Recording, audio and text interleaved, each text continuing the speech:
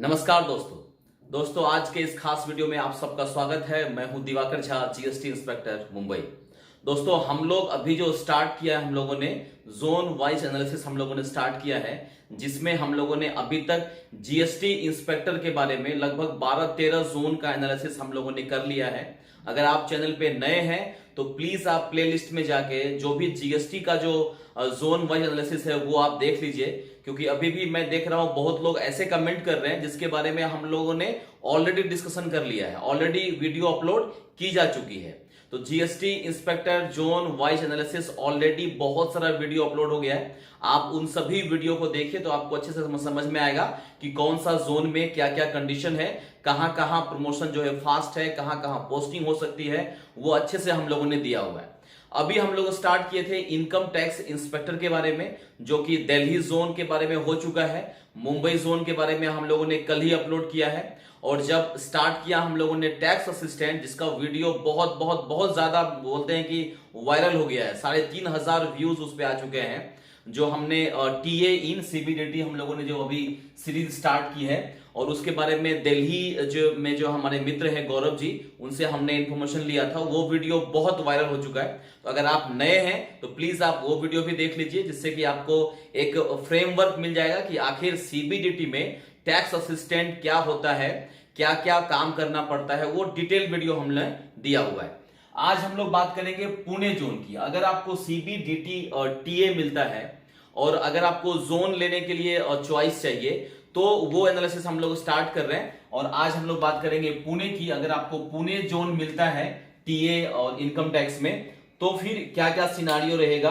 Pune zone लोग बात करेंगे पुणे जोन की। पुणे जोन में अगर आप टैक्स असिस्टेंट बनते हैं तो आपका पोस्टिंग कहां कहां हो सकता है, प्रमोशन कितना फास्ट है पुणे जोन का, और कहां कहां इसके ऑफिसेस हैं, कितने साल में आपका ट्रांसफर होता है, क्या यहां पर जो है आईसीटी हो रहा है कि नहीं हो रहा है, इन तमाम तरह के बिंदुओं पर हम लोग चर्चा करेंगे। स्टार्ट करते हैं।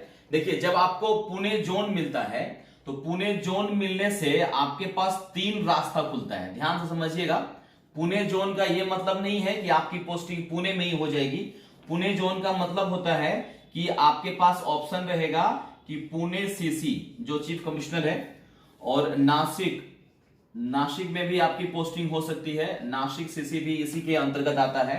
और सबसे मैजिकल चीज जो मुझे भी नहीं पता था, जब मैंने मेरे दोस्त जो थाने में ऑलरेडी मेरे दोस्त हैं, थाने में एसटीए के रूप में काम कर रहे हैं, तो थाने सीसी भी जो है वो पुणे जोन के अंतर्गत आता है। ध्यान रखिएगा, पुणे जोन की अगर हम बात करें तो यहां पर प्रिंसिपल चीफ कमिश्नर बैठते हैं, और इन्हीं के अंतर्गत जो है ये पुणे सीसी, नासिक सीसी और थाने सीसी, मतलब आपकी पोस्टिंग इन तीनों में कहीं भी हो सकती है।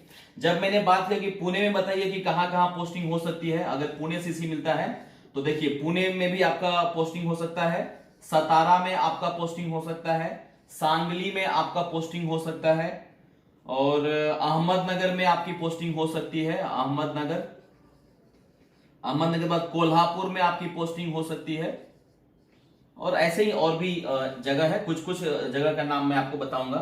नासिक अगर मिलता है तो नासिक ऑब्वियस है, नासिक सिटी में भी मिल सकती है।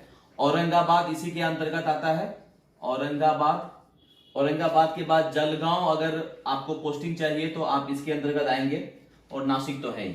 थाने की अगर हम बात करें तो थाने के अंतर्गत थाने तो है ही, रायगढ़ है, रायगढ़ के बाद पालघर है, तो ये थाने, रायगढ़, पालघर यहां पर आएगा। मतलब क्या हुआ, जब आपको अगर हम बात कर ले सीबीडीटी की, अगर हम बात करें सीबीडीटी की, तो सीबीडीटी आपको चॉइस आपसे पूछती है कि आपका क्या चॉइस है। जो भी जोन है, सीबीडीटी का जोन हम लोगों ने ऑलरेडी पहले वाली वीडियो में देखा है कि 19 जोन है सीबीडीटी का। तो 19 जोन में आपको क्या चाहिए, ये आपका चॉइस जो है उसको सीबीडीटी को देना पड़ता है, और सीबीडीटी आपके रैंक के आधार पे, आपके चॉइस के आधार पे वहां पर आपको भेज देते हैं। मान लेते हैं आपका रैंक और चॉइस पुणे को लाई कर रहा है और पुणे आपको मिल जाता है, तो पुणे जब मिलेगा तो पुणे भी आपसे चॉइस मांगता है कि आपको कहां कहां पोस्टिंग चाहिए। वो 3 चॉइस अगर आप देते हैं, पुणे, नासिक और थाना, तो आपको इन 3 चॉइस में जो भी आपका रैंक है उसके आधार पे कोई भी आपको मिल सकता है। जैसे हमारे जो मित्र हैं उनको थाने मिला हुआ है, तो वो थाने में काम कर रहे हैं। एज अ टीए वो ज्वाइन किए थे और अभी उनका प्रमोशन हो चुका है, एसटीए बन चुके हैं। तो ये समझ में आ गया कि स्टेशन एलोकेट जो है वो पुणे जोन करेगा और डायरेक्ट थाने। हाँ, यहां पर मैंने जब पूछा मेरे मित्र से कि ये बताइए, जब आप होम टाउन में थे तो वहां से आप किधर, पहले पुणे गए होंगे या पहले थाने गए होंगे, कैसे गया? तो उन्होंने बताया कि नहीं, पुणे जाने की जरूरत नहीं पड़ी, क्योंकि सीबीडीटी ने सीधा पुणे जोन अलॉट किया और पुणे जोन ने सीधा लेटर भेज दिया कि आपको थाने में जाके रिपोर्टिंग करनी है। अगर किसी का नासिक होगा तो वो नासिक में जाके रिपोर्टिंग करेगा, और किसी का अगर पुणे होता है तो फिर पुणे सीसी ऑफिस में जाके उनको रिपोर्टिंग करना पड़ेगा। ये क्लियर हो गया? अब देखते हैं। हाँ, जैसे ही आपको मान लीजिए थाने अलॉट हो गया तो अब क्या करना है, आपको मेडिकल सर्टिफिकेट बनाना है। मेडिकल सर्टिफिकेट जो है वो सीएमओ, जहां पर भी आप रहते हैं, गवर्नमेंट जो भी हॉस्पिटल है वहां के सीएमओ से सर्टिफिकेट बना के आपको थाने में जाके रिपोर्टिंग दे देनी है। रिपोर्टिंग जब आप दे देंगे, और ये नॉर्मल होता है, उन्होंने बताया कि ज्यादा इसमें ये नहीं है, ज्यादा मगजमारी वाला नहीं है मेडिकल कि ये बहुत ज्यादा हार्ड और ये ऐसा नहीं है, सब लोग पास करते हैं और सर्टिफिकेट बना के लाके आपको देना पड़ता है। सर्टिफिकेट आपने दे दिया, आपका हो गया। मेडिकल होने के ठीक 1 से 1.5 महीने के बाद आपकी ज्वाइनिंग हो जाती है। जैसे ही आपका 1.5 महीना हुआ, आपका कॉल होता है कि आप आपके ऑफिस ज्वाइन कर सकते हैं। ऑफिस ज्वाइन करने के बाद आपका ट्रेनिंग होता है। ट्रेनिंग जब मैंने पूछा कि ये बताइए ट्रेनिंग कितने दिनों का होता है, क्योंकि दिल्ली वाला हम लोगों ने देखा हुआ था कि दिल्ली में 15 दिन और 20 दिन की ही ट्रेनिंग होती है, जो हमने वीडियो बनाया हुआ है दिल्ली टीए का। जबकि इनका कहना है कि नहीं, इन लोगों का जो ट्रेनिंग है वो 35 दिन का होता है। ध्यान रखिएगा, ये सब डिफरेंसेस है। ट्रेनिंग की अगर हम बात करें पुणे जोन की, तो 35 दिन की ट्रेनिंग होती है। अगर मान लीजिए आपको थाने सीसी मिला हुआ है या पुणे सीसी ऑफिस आपको मिला हुआ है, तो इन दोनों का ट्रेनिंग कहां पर होगा? पुणे में होगा। और अगर मान लीजिए आपका नासिक सीसी में पोस्टिंग है तो आपकी ट्रेनिंग कहां होगी? नासिक सिटी में होगी। ठीक है, मतलब 2 जगह ट्रेनिंग होता है पुणे जोन का, पुणे में भी और नासिक में भी। ट्रेनिंग में क्या पढ़ाया जाएगा? ट्रेनिंग में देखिए आपको इनकम टैक्स एक्ट के बारे में पढ़ाया जाएगा, अकाउंटिंग सिखाया जाएगा, डिपार्टमेंट का जो रूल्स है, रेगुलेशन है, और एडमिनिस्ट्रेशन का जो वर्क है एओ वाला, वो सारा चीज आपको यहां पर 35 दिन में सिखाया जाता है। अब आते हैं कि पोस्टिंग जो है वो कैसे कैसे मिलती है और ट्रांसफर कहां कहां होता है, वो देख लेते हैं पुणे जोन के हिसाब से। पोस्टिंग की अगर हम बात करें तो यहां पर वही है, असेसमेंट एक सेक्शन होता है और एक नॉन असेसमेंट एक सेक्शन होता है। असेसमेंट में अगर आप रहेंगे तो वहां पर जो है आपको 2 साल काम करने को दिया जाएगा, और नॉन असेसमेंट में यहां पर 1 साल। ये भी एक डिफरेंस है, आप देख लीजिएगा। दिल्ली में ऐसा नहीं है, दिल्ली का अलग है। तो आप 2 साल अगर आप यहां काम कर लिए तो फिर आप जाएंगे नॉन असेसमेंट में, 1 साल यहां काम कर लिए तो फिर आप जाएंगे असेसमेंट में। ये क्लियर हो गया।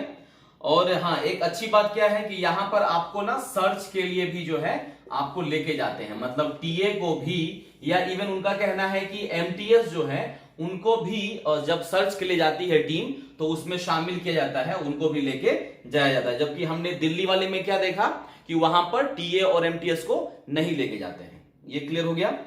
तो ये हो गया मेरे ख्याल से पोस्टिंग। हाँ, पोस्टिंग के बाद हम देख लेते हैं एजीटी। एजीटी जो होगा, जब आपका एनुअल जनरल ट्रांसफर होता है तो कमिश्नरेट आपका चेंज होगा, जिसका ड्यूरेशन है 3 साल का। मतलब 3 साल तक आप एक कमिश्नरेट में, मतलब एक कमिश्नर के अंतर्गत जो ऑफिस है उसमें आप रहते हैं। उसके बाद आपका कमिश्नर चेंज होता है, मतलब कमिश्नरेट चेंज होता है। कमिश्नरेट चेंज होने का मतलब ये नहीं है कि आपका स्टेशन चेंज होगा। हो सकता है कि एक ही बिल्डिंग में, एक ही बिल्डिंग है, एक ही ऑफिस में 2 से 3 कमिश्नरेट हो, तो आपको उसी बिल्डिंग में दूसरे कमिश्नरेट में ट्रांसफर कर देते हैं।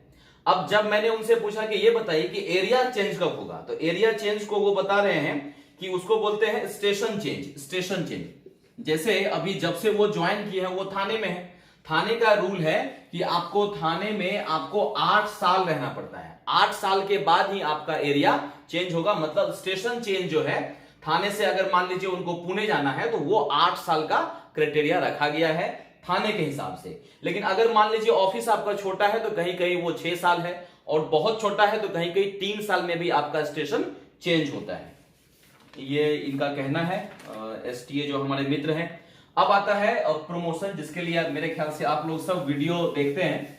प्रमोशन का क्या हिसाब किताब है, और जो लोग अभी डॉक्यूमेंट वेरिफिकेशन के लिए जाएंगे उनको पोस्ट प्रेफरेंस देना होगा। तो वो इस हिसाब से ये जो वीडियो है उनको बहुत फ्रूटफुल हो सकता है।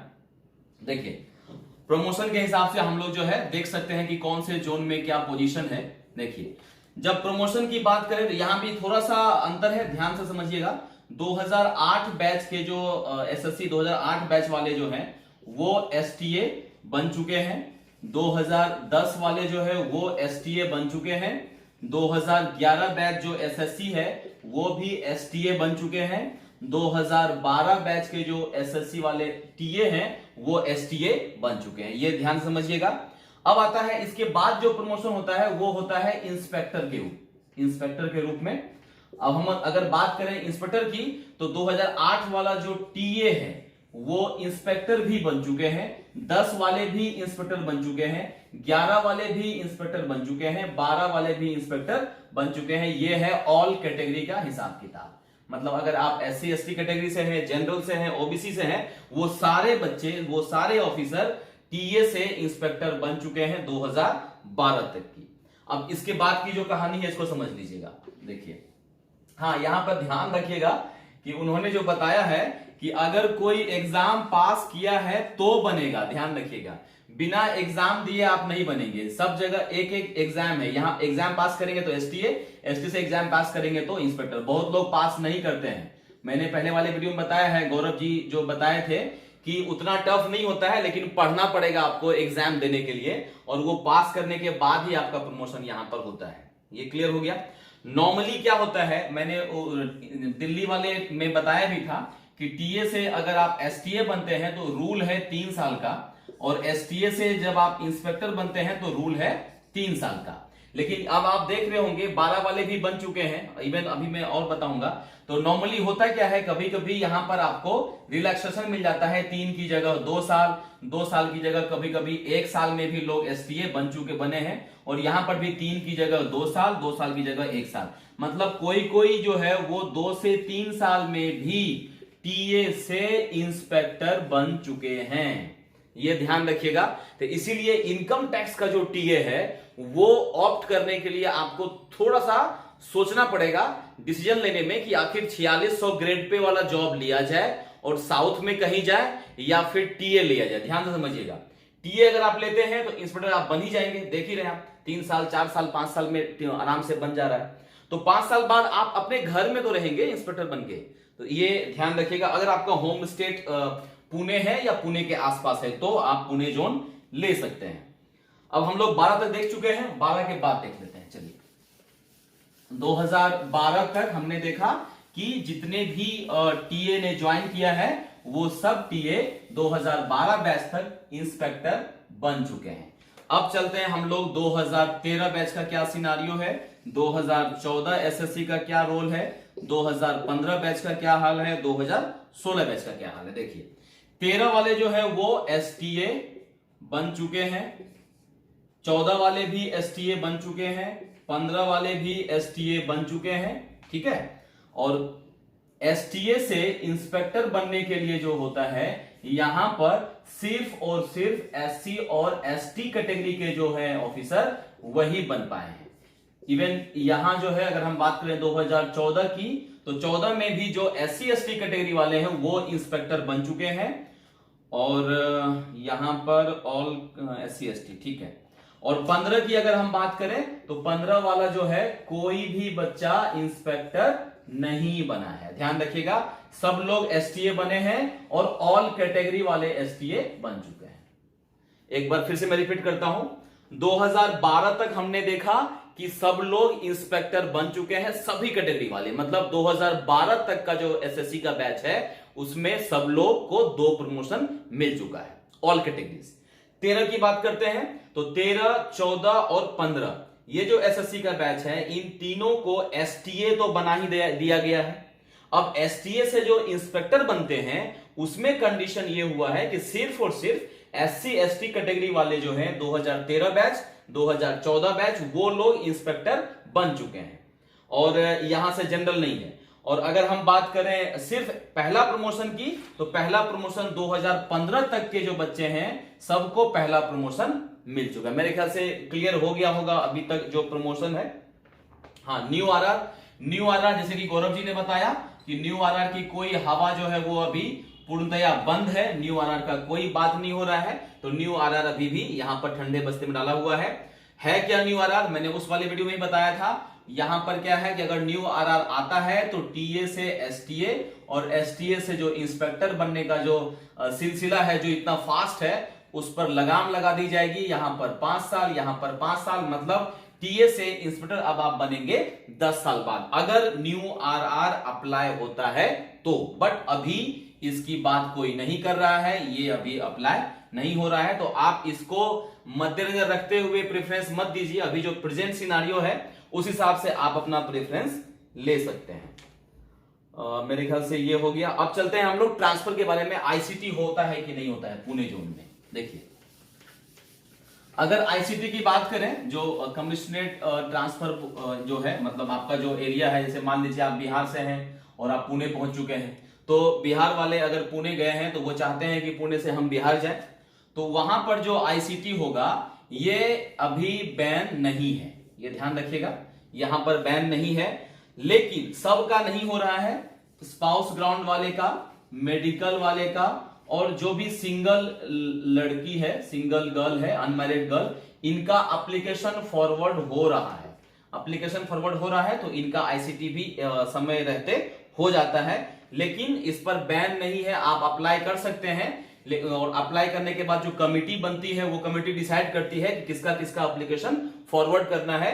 तो जो हमारे मित्र उन्होंने बताया कि सिर्फ ये 3 ग्राउंड वाले को फॉरवर्ड की जा रही है, बाकी को फॉरवर्ड नहीं की जा रही है। तो ये ध्यान रखिएगा, अगर आपका ये ग्राउंड नहीं है तो आपको पुणे में ही रहना पड़ सकता है, ये ध्यान रखिएगा। मेरे ख्याल से ये भी हो गया। चलिए, अब एक डिस्कशन स्टार्ट हो गया था मेरे ख्याल से। इसमें जो टीए इनकम टैक्स वाला जो वीडियो हमने बनाया था उसमें एक डिस्कशन था कि आखिर क्यों कोई टीए अगर बना हुआ है और उनको सीबीडीटी मिला हुआ है तो फिर वो दोबारा टीए क्यों बनना चाहते हैं। और दोबारा बनना चाहते हैं तो चूंकि इनकम टैक्स का प्रमोशन बहुत अच्छा है तो फिर वो कस्टम या एक्साइज क्यों ज्वाइन करना चाहते हैं। बहुत लोगों ने इस पर आवाज उठाई थी। टीए है और वो इनकम टैक्स में टीए बन चुका है तो आखिर वो सीबीआईसी क्यों ऑप्ट करता है, ये प्रश्न था। बहुत लोगों ने कमेंट में इसको कमेंट भी किया था।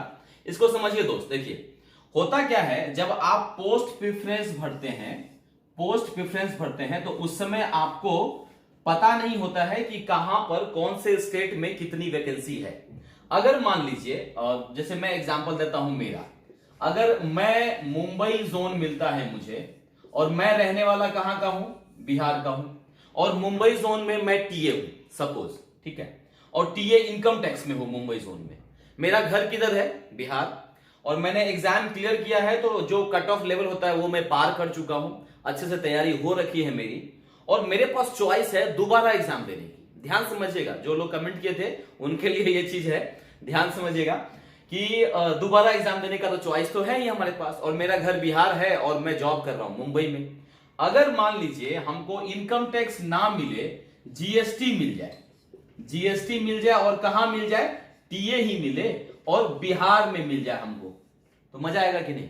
कॉमन सेंस, मेरी जगह पे आप अपने आप को रह के देखिए कि अगर आप टीए हैं, लोकेशन आपका चेंज होता है और घर के पास हो जाता है, और भले ही आप जीएसटी में जाते हैं जहां पर प्रमोशन बहुत स्लो है, तो बहुत लोगों की चॉइस होती है कि हम घर में जाके टीए बने, है कि नहीं। इसी कारण बहुत लोग दोबारा तिबारा एग्जाम देते रहते हैं फॉर इंप्रूवमेंट।